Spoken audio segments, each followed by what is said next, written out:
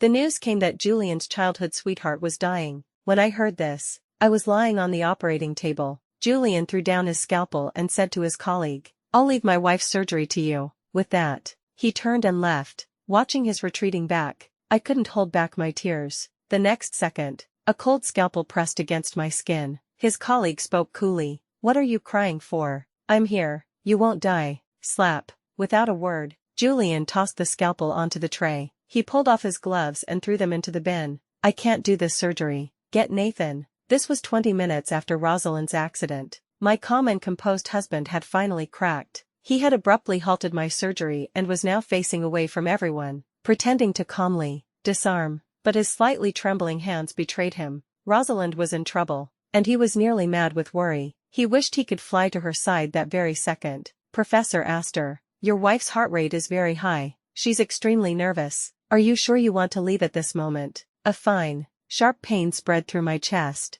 I spoke to the nurse with perfect calm. "It's all right. Anyone can do the surgery." Everyone in the room looked at me with pity. I just smiled. The day Rosalind came back, I knew my marriage to Julian was over. To make him abandon a dying Rosalind to operate on me was something he couldn't accept, and I was unwilling to place my life in the hands of a man like that. The operating room door slid open silently. A tall, slender figure in a mask walked in. It was his colleague, Nathan. As their paths crossed, Julian said, "Clara's surgery. I'll have to trouble you. If I don't go now, I might regret it for the rest of my life." Hearing his words, tears streamed silently down my face. How pathetic. "Clara, it's just being abandoned again. Why are you crying?" A shadow fell over me. A cold scalpel touched my skin. The usually aloof Dr. Sterling spoke flatly. "What are you crying for? I'm here. You won't die." The surgery took 2 hours. By the time I was out, it was evening. A heavy rain was falling outside. Nathan stayed by my side until he was sure I was stable. Julian's call came through just as the anesthesia wore off. I was slick with a cold sweat from the pain. I answered, and a lively, sweet female voice came through. "I'm so sorry, Clara." I don't know what his brother told him. It was just a minor scrape, but Julian rushed over without thinking. "I've already scolded him." Then, her playful complaint came through the phone. "He's in his 30s and still so impulsive. You'd think we were still dating. There's one milk tea left. Have him bring it to you to apologize." There was a rustling sound, and it seemed Julian had taken the phone. "How many times have I told you? If you don't want the wound to get infected, stay put. She just had surgery. She can't drink milk tea. They're all for you." The scene on the other end was one of domestic bliss, with only Julian's brother sounding aggrieved. "I just said you were in a car accident," and he hung up on me in a panic. "What's it got to do with me? Keep me out of your little romance." Suddenly, the pain in my incision felt nauseating. A weight pressed down on my chest. The words asking Julian to prescribe me painkillers died in my throat.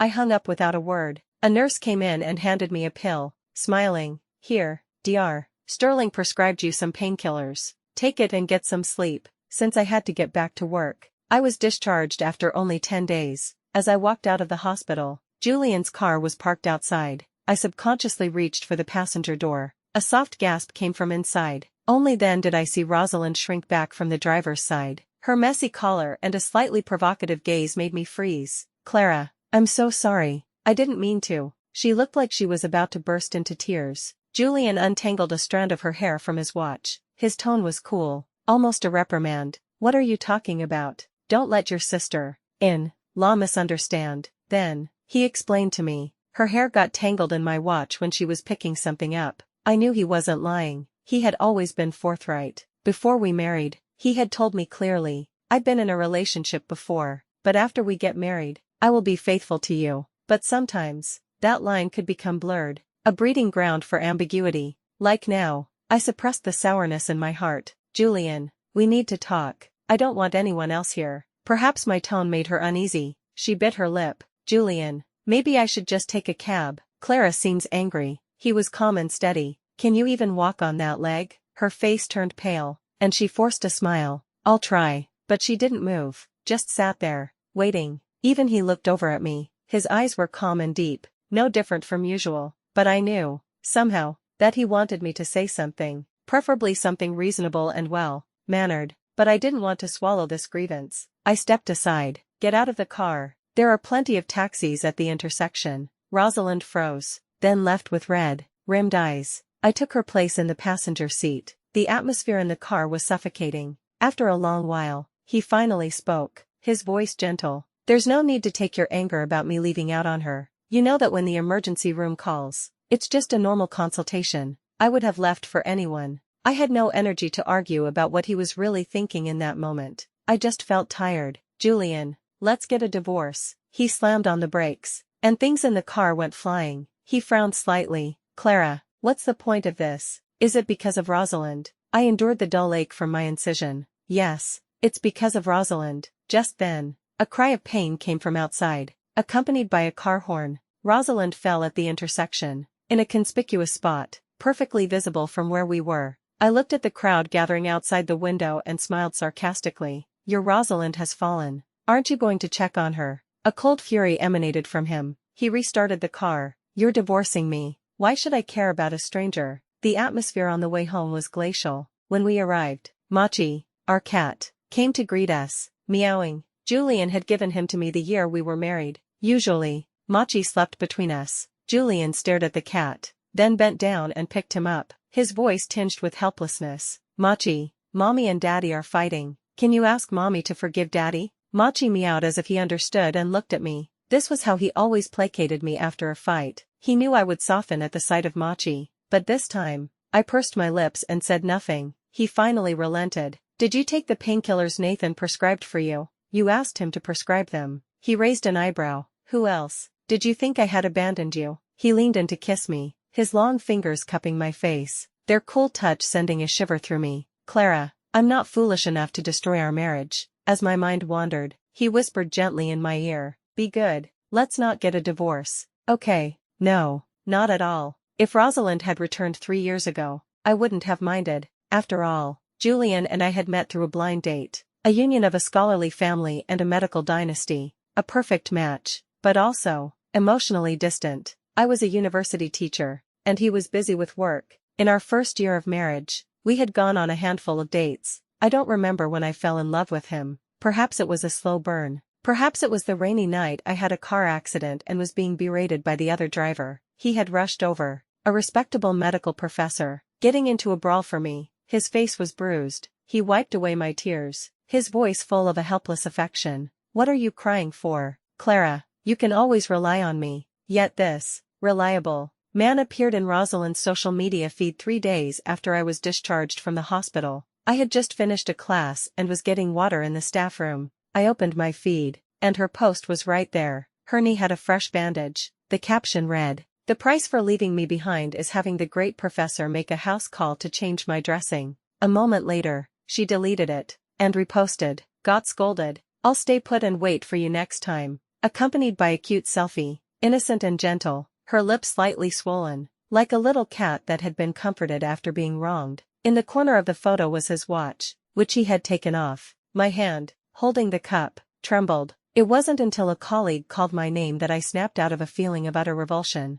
I recognized the table in the corner of the photo. It was at his parents' house. He had taken her home. My parents always said I was vengeful. When I was a child, if a dog bit me, I would bite it back. With things as they were, I had no reason to hold back. I decisively liked her post, and commented, "Nice watch." Then I silenced my phone. After my last class, it was nearly noon. I turned on my phone to see 7 or 8 missed calls from him and 3 from her. The post was gone. His call came through again. His voice was weary. "Clara, why weren't you answering your phone? It's Monday. I have class." He paused, remembering that I never answered calls during class. In the few seconds of silence, I thought he was trying to figure out how to explain. But to speak first would be an admission of guilt, so I waited. Soon, her crying came through the phone. "I'm so sorry, Clara. I haven't seen his parents in so long, so I came to visit. Julian happened to be here, so he just helped me change my dressing. Please don't fight with him because of this."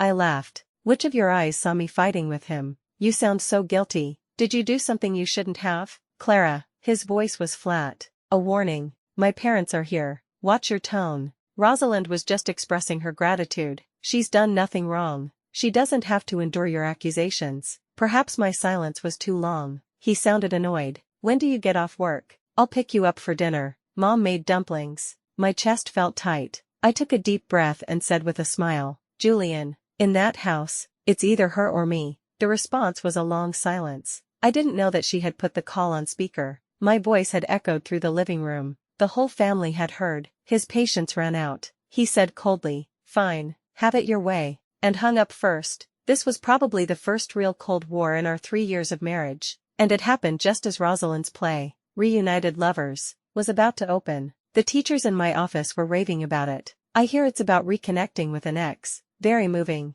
A lot of people got back together with their exes after seeing it. I ignored the gossip and went to his hospital with a commemorative banner. Nathan received it. "Julian isn't here. Why don't you come back another day and give it to him yourself?" He wore a light blue mask, his skin pale, his hands in the pockets of his white coat, as cool as ever. I smiled. "It's for you. To thank you for my surgery last time." He looked me over with his pale eyes. Without another word, he hung the banner on the wall. I asked him, "Dr. Sterling, I'll see you for the stitches removal, right? If your Julian is too busy, then come find me." He would definitely be busy. During this Cold War, he had moved back to his parents' house. His clinic hours had gone from twice a week to 4 times, but he never contacted me. He was probably waiting for me to make the first move, to go to the hospital to find him, but I never did. Instead, I chose his off days to have Nathan handle my follow-up appointments. 2 weeks later, he couldn't take it anymore and called me. "Why are you always seeing Nathan?" "For my follow-up.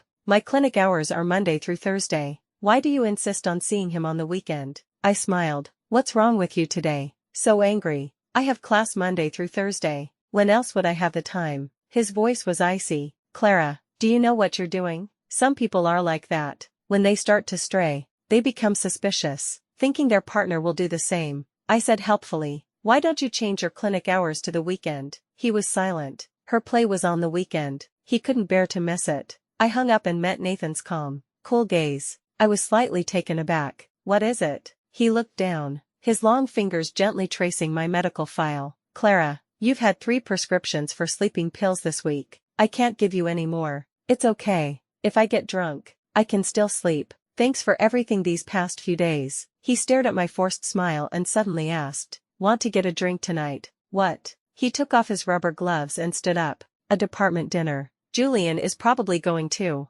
So that's what it was. As a doctor's wife, it was perfectly normal for me to show up, so I agreed. Coincidentally, though he was usually there, he wasn't tonight. Seeing my disappointment, his colleagues all looked at me with pity. They were very attentive to me during dinner. I don't know if it was intentional, but the wine Nathan placed next to me was smooth and mellow, not harsh at all. Soon, I was a little tipsy. Near the end, their work chat suddenly started buzzing. Nathan's phone was on the table next to me. The screen lit up, so I saw the message. It was a photo of Julian, his back to the camera, cooking in a kitchen. It was deleted less than 30 seconds later. He explained in the chat, "Sorry, my wife was just joking around." Instantly, all eyes at the table were on me. The room was dead silent. I knew he had crossed a line. Like a train hovering over a cliff, he had enjoyed the thrill but had not fallen into the abyss. He was just at his parents' house, cooking for a visiting Rosalyn. I couldn't question him. That would be making a scene.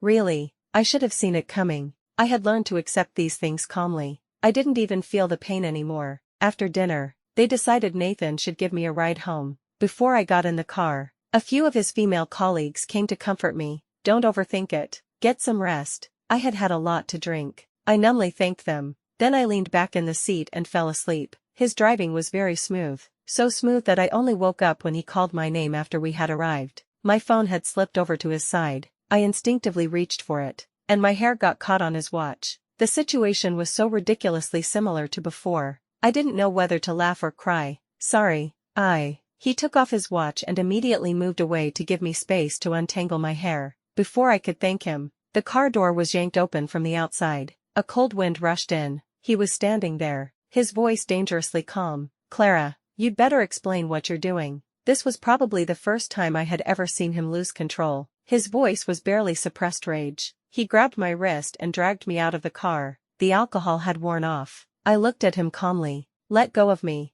I didn't do anything." I saw everything. The usually composed professor's face was now contorted with a rare anger. I suddenly remembered the day I was discharged from the hospital. An almost identical scene. A sarcastic smile touched my lips. My hair just got caught on his watch. Don't misunderstand. He must have remembered that day too. His angry expression froze. His instinctive reaction disgusted me, because I knew that if he were truly innocent, he would have argued with me, would have said he and her were innocent and that I was being unreasonable, but he didn't. He was flustered, panicked. He let go of me and stood there for a long time without saying a word. So, in that moment when she had leaned in close, he had really thought about it, about having a grand reunion with her. He had thought about casting aside his responsibilities as a husband, pressing her against the seat, and kissing her fiercely. It was my appearance that had awakened his pathetic conscience. I calmly turned back and thanked Nathan. I have something to discuss with Julian. Drive safe. Nathan nodded and left. The silence was deafening.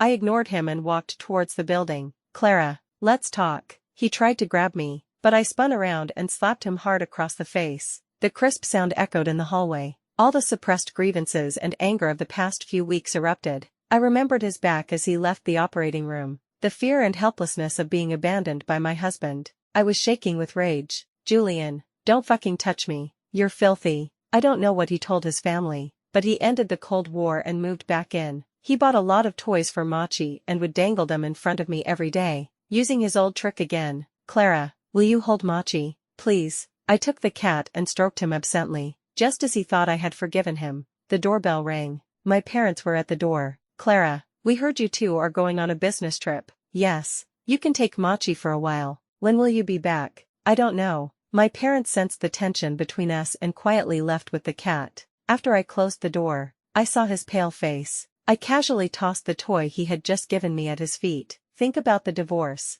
Machi will stay with me. The rest, we'll leave to the lawyers. Only then did he realize I was serious. His gentle demeanor vanished. He spat out 4 words. I don't agree. Clara, I am innocent with Rosalyn. If you don't like her, I can cut off all contact with her. Whatever you want. As long as you're happy, I'll do it. Why was I always the one being unreasonable? I pulled out a chair and sat down, my voice light. Julian, who cares who you like? Can't it just be that I'm sick of you? The words died in his throat. He accused me. Is it because of Nathan? I took a sip of water. Julian, don't be unreasonable. I am innocent with Nathan. If you don't like him, I can cut off all contact with him. As long as you happily divorce me, I'll do whatever you want. In less than a minute, his own words were thrown back at him. It was the first time I had ever seen him look so cornered, but I had no interest in arguing with him. Whatever you are with her, that's what I am with him. Innocent and forthright. When you've thought it over, we can talk. The sarcastic words finally plunged our relationship into a deep freeze. He refused to divorce,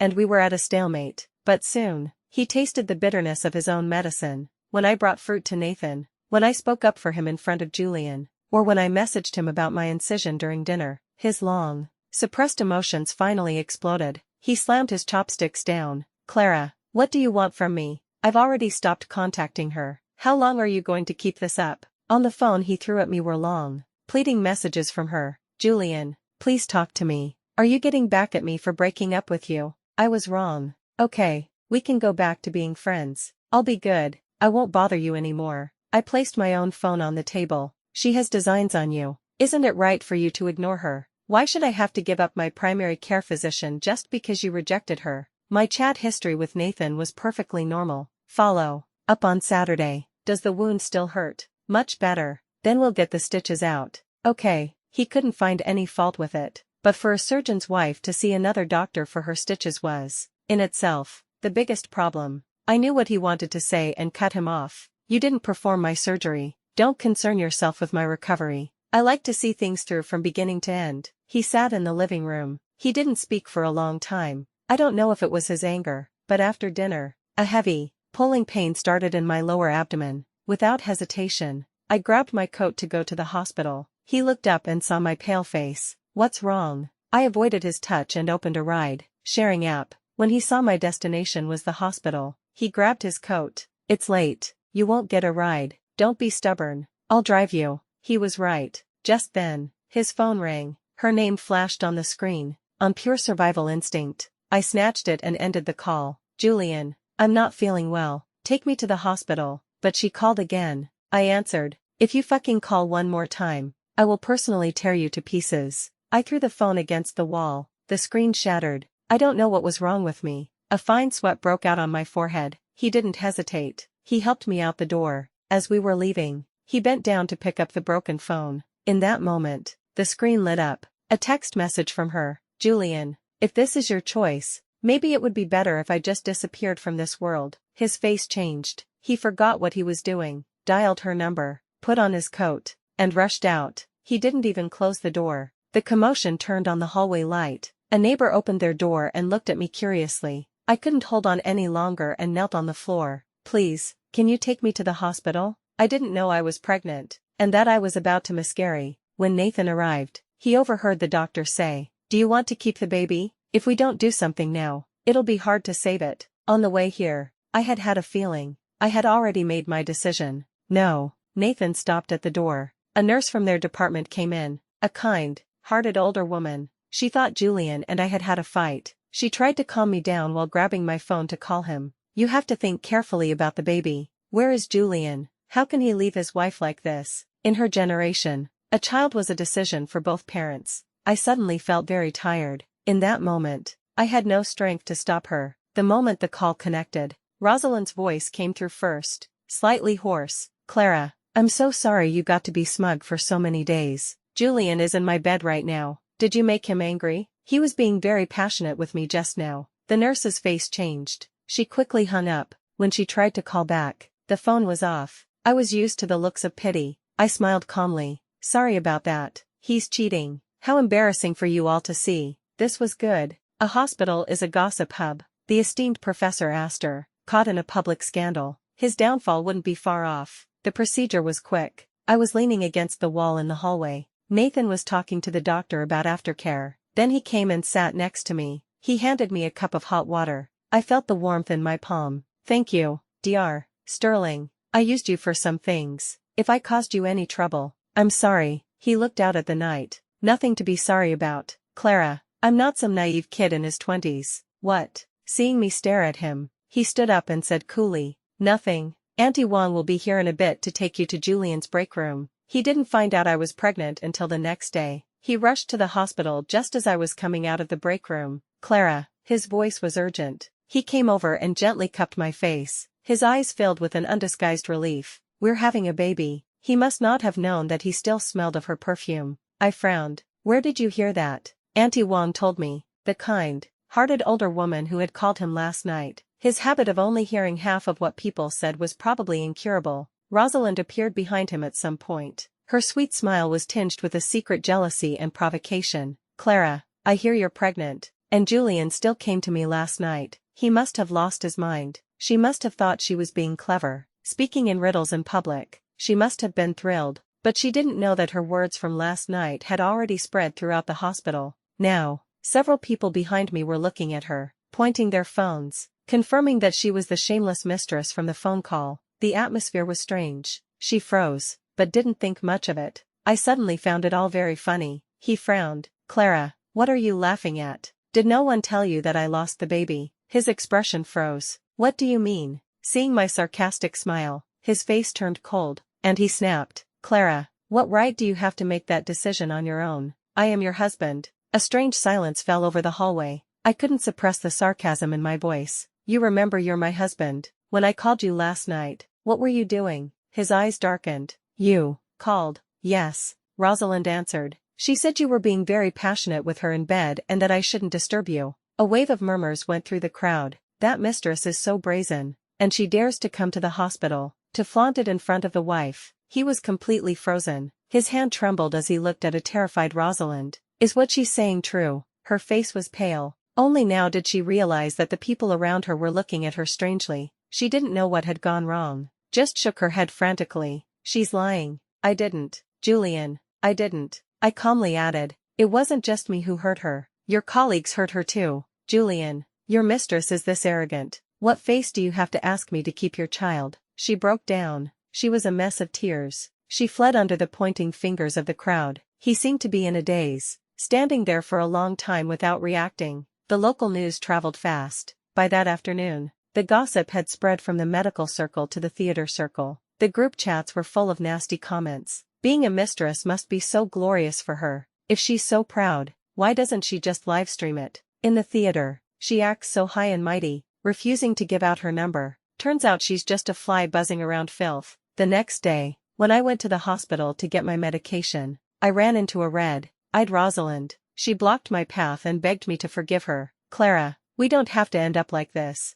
right? If you just help me clear my name, I'll leave him. Clear your name of what? Just say I never said those things. Okay. She was crying her eyes out. I can't lose my job. I grabbed her by the hair, my voice calm. Rosalind, I said I would tear you to pieces, didn't I? I dragged her to his office. I'll give you a chance. I have the evidence. Whether you lose your job or he loses his, you two can discuss it. But I suggest you sacrifice yourself. 1. You love him so much. And 2. If he loses his job, are you going to support your dear brother? That day, through a closed door, I heard his almost uncontrollable roars. My heart is still as water. She seemed to be crying. Julian, it was just my possessiveness. I just hate that woman. I don't want her to have you. We're the ones who are meant to be. Why should? Enough, he said coldly. You're just a mistress. She cried out in disbelief. Julian, that's not what you said. You said you loved me. Why would I not love my wife and love you instead?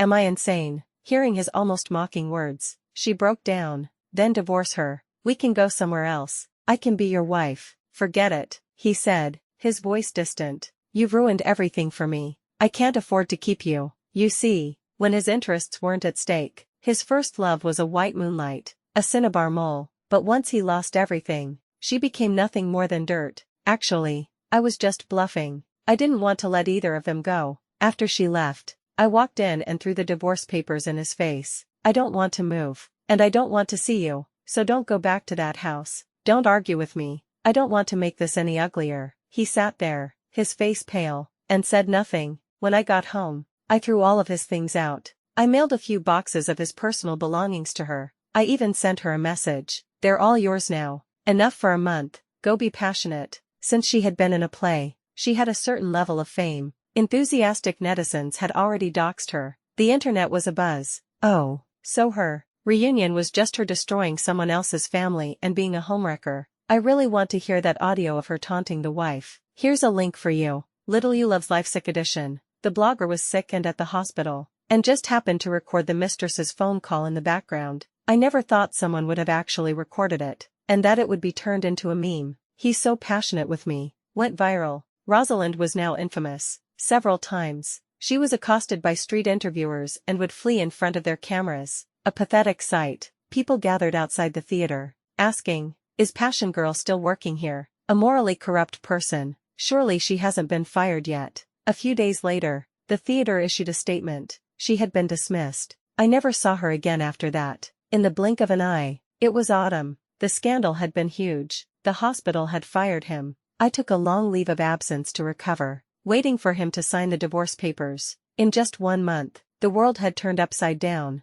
The sharp pain of betrayal would occasionally return in the dead of night. We had had beautiful memories, passionate kisses, moments when a simple touch would make our hearts race. And that's what made these 3 years feel even more like a dream. When I woke up, the reality was bloody. I was sad, hurt, bitter, and in pain, but it wasn't unbearable. Time would eventually smooth everything over. A few nights later, he called me. I was brushing Machi's fur, so I put it on speaker. His voice echoed in the empty house. I thought he was going to discuss the terms of the divorce, but he started talking about the past. It was laughable. The one who had betrayed me first was now the one acting the most devoted. Clara, do you remember at the amusement park, when you wanted to cross that bridge, and I carried you on my shoulders? I was calm. I remember. It was the 3rd month of our marriage, my birthday. The first couple to reach the end would win a small cake, but you accidentally dropped me in the water. He smiled. Yes, I felt guilty all day. At the hot pot restaurant, you got drunk and kissed me, saying you didn't blame me. That was the first time my heart skipped a beat for you. I didn't speak. I just patted Machi's back and watched him jump around on the sofa. He asked again, do you remember the night of your car accident? I remember. You got hurt for me, and I cried. And Christmas later, I remember. The dumplings you brought me on New Year's Eve when I was working late. I remember. The sunrise on a snowy night, the sunset by the lake. I remember. He stopped. After a long pause, his voice was low and hoarse. Clara, we have enough memories to last a lifetime. Yes, enough for a lifetime. I laughed. But the moment you slept with her, all those memories had nothing to do with you anymore. You were the one who betrayed everything. You should be the one in pain. I heard his pained gasp. Julian, I won't erase our past. because I was happy then, but that's all. I can talk about the past, not because I'm reluctant to let go, but because I have moved on. No one is required to walk with someone else for a lifetime. I won't go back, and I won't forgive. The other end of the line was silent for a long time. He asked in a hoarse voice,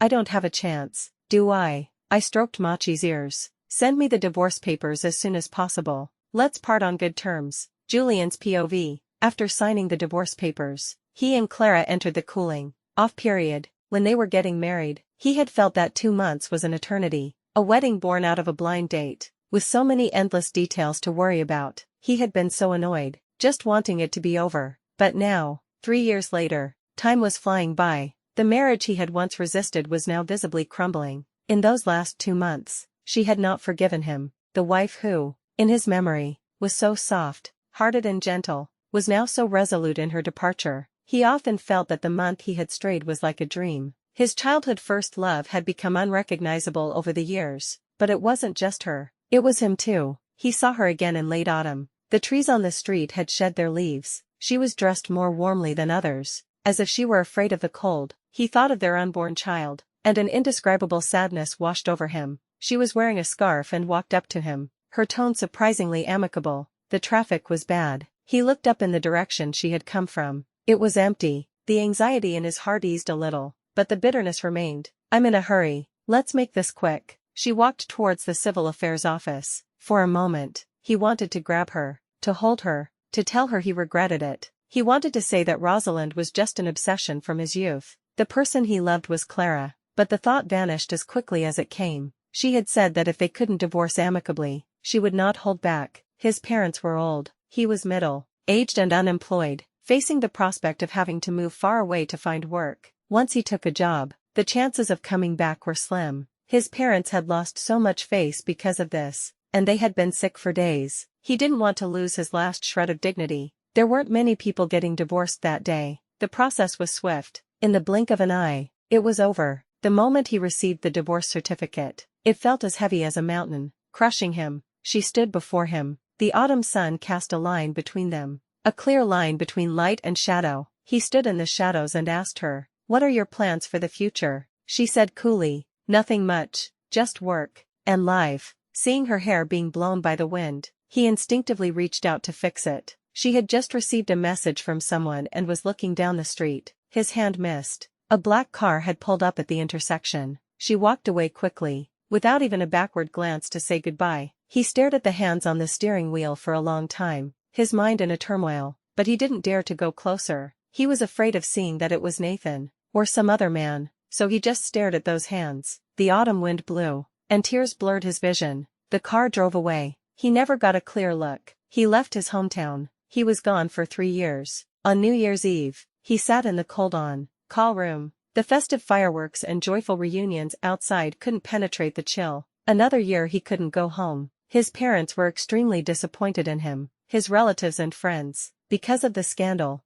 had almost all cut contact. He was truly alone. And so, the memory of the dumplings she had brought him on a snowy New Year's Eve became a distant, unattainable dream. Just after midnight, New Year's blessings started to pour in. One message stood out. "Did you know Clara got married?" He stared at the message, sitting there for a long time. He was silent for a while, but he couldn't bring himself to ask who the groom was. Instead, he opened his chat with her. The last entry was from 3 years ago, when she had asked him to meet her at the civil affairs office. After a long hesitation, he typed out 4 words: "Happy New Marriage." The sound of firecrackers made his chest ache. He took a deep breath and hit send. A red exclamation mark appeared. The firecrackers stopped at that exact moment. The world was silent, just like his heart, which had withered into a barren wasteland.